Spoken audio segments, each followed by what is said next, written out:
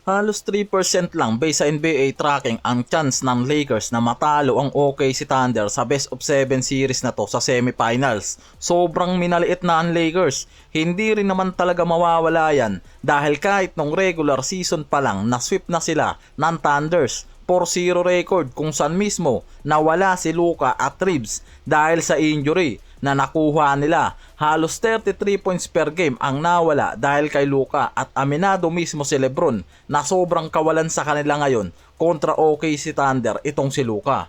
Pinakamabilis mag-rotate defensively ang Thunders May elite perimeter defenders at pinakamahusay sa turnover at defensive ratings. Ngayong season niya na, kaya ngayon walang Luka, hirap gumawa ng sariling shot ang Lakers lalo na bumalik pa yung inefficiency performance ni Reeves at Luke Kennard. Bumabagal ang opensa at ball movement ng mga to at mas madaling matrap si Lebron at Reeves. Ito mismo ang lumabas sa game 1 Kahit tahimik si SGA, 18 points lang at may 7 turnover, natalo pa rin ng malaki ang Lakers dahil hindi nila mabutas ang depensa ng Thunder at hindi nila nasasabayan yung mga to pagdating sa efficiency. Yan din mismo yung sinabi ni Lebron sa post-game interview na hindi nga lang raw sapat na may matindi silang depensa. Kailangan din nila mismong sabayan yung pagiging elite shooter ng Thunders sa series na to. Sa game 1 kasi literal na sobrang layo ng point differential ng OKC kumpara sa kanila at shooting percentage nasa 49% sa field at 43% sa 3 ang Thunders, samantalang bumagsak sa 41% sa field at 33% lang sa 3 ang Lakers. Sobrang layo, kaya literal na hindi nila nasasabayan nga talaga ang efficiency na meron ng OKC Thunder kahit nalimitahan nila dyan si SGA 18 points, 8 to 15 sa field, pero sa overall offense, mas maraming role player ang gumana sa OKC, lalo na yung bench. Kung makakabalik naman nga raw si Luka kahit late series, pwedeng bumaba ang offensive burden ni Lebron, mas magiging efficient si Reeves sana, at mapipilitan ng Thunder na baguhin ang defensive scheme nila dahil meron ng Luka. Hindi rin kasi basta scoring lang ang nawala sa Lakers nang nawala si Luka Nawala rin sa kanila ang late game composure, half court organization at elite playmaking. Kapag dikita ng laro sa fourth quarter, si Luka ang klase ng superstar na kayang kontrolin ng tempo, naghahanap ng mismatch at gumagawa ng clutch offense. Yan lahat yung nawala sa kanila dahil walang Luka. Kaya ngayon halos lahat yan si Lebron na lang ang inaasahan nila. 41 years old, kaya pa rin naman nga raw pero hindi na sapat kung siya lang ang aasahan na mismong kailangan ng Lakers sa ibang role players. Ang problema sa game 1, wala gaanong naging suporta pa si Lebron dyan.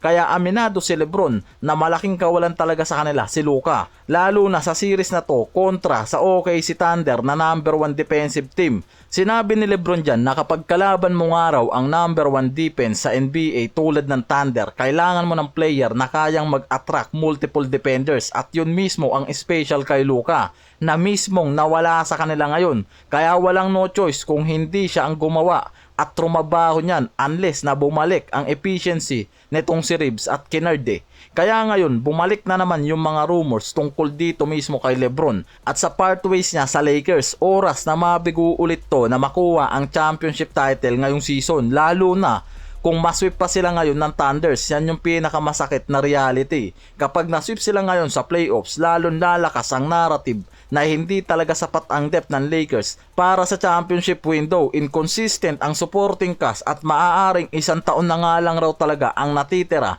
para sa championship window kasi ni Lebron. Isa pang dahilan kung bakit aabangan ang trade rumors dahil may mga reports na matagal nang may tensyon sa pagitan ng kampo ni Lebron at ng Lakers front office tungkol sa direksyon ng team. May ilang insider na nagsasabing gusto ng Lakers maghanda para sa future cap space at long-term build kila Luka at Reeves, habang si Lebron naman gusto ng championship title ngayong season na nabigay naman Ang problema, kinapos lang sila ngayon dahil sa injury. Kahit nasa elite level pa si Lebron, malinaw na hindi na sapat yung kakayahan niya at kailangan niya ng katulong Kaya malinaw ngayon sa mga naunang report talaga na sa oras na mabigo ang Lakers, may option si Lebron na manatili o tumuloy sa trade o possible buyout contract.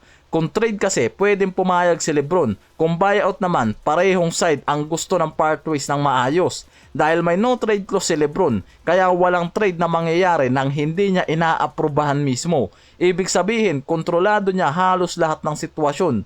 Kaya sinabi ng ibang analyst na kung gusto nga raw sumali netong si Lebron sa isang contender team tulad ng Cavaliers o Golden State Warriors, pwedeng mas madaling daan ang buyout contract kaysa complicated blockbuster trade. Dahil yung mga teams na yan mismo interesado sa kanya pero ayaw nang sumugal sa malaking contract. Gusto ng mga yan makuha si Lebron sa madaling paraan, buyout contract lang. Pero may article din kasi na nababasa ko na maraming insider din ang nagsasabing hindi ideal para sa Lakers yung buyout contract para kay Lebron dahil wala silang makukuhang kapalit na asset.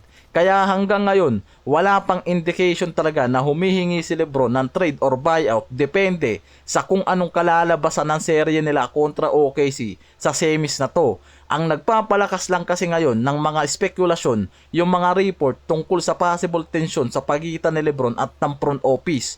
May ilang NBA executives din yung naniniwalang hindi pareho kasi yung priority ng magkabilaang side. Si Lebron habol ang championship window habang ang Lakers nakatutok na talaga ngayon sa future flexibility at long-term roster building kay Luka at Reeves.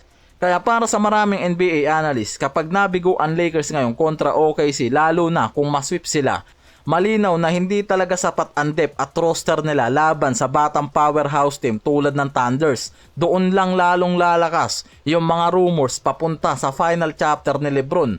Yan yung pinagbabasiyan na ngayon Pero maaga pa naman, 1-0 pa lang ang series nila sa semis na to. Kaya marami pang pwedeng mangyari sa best of 7 na to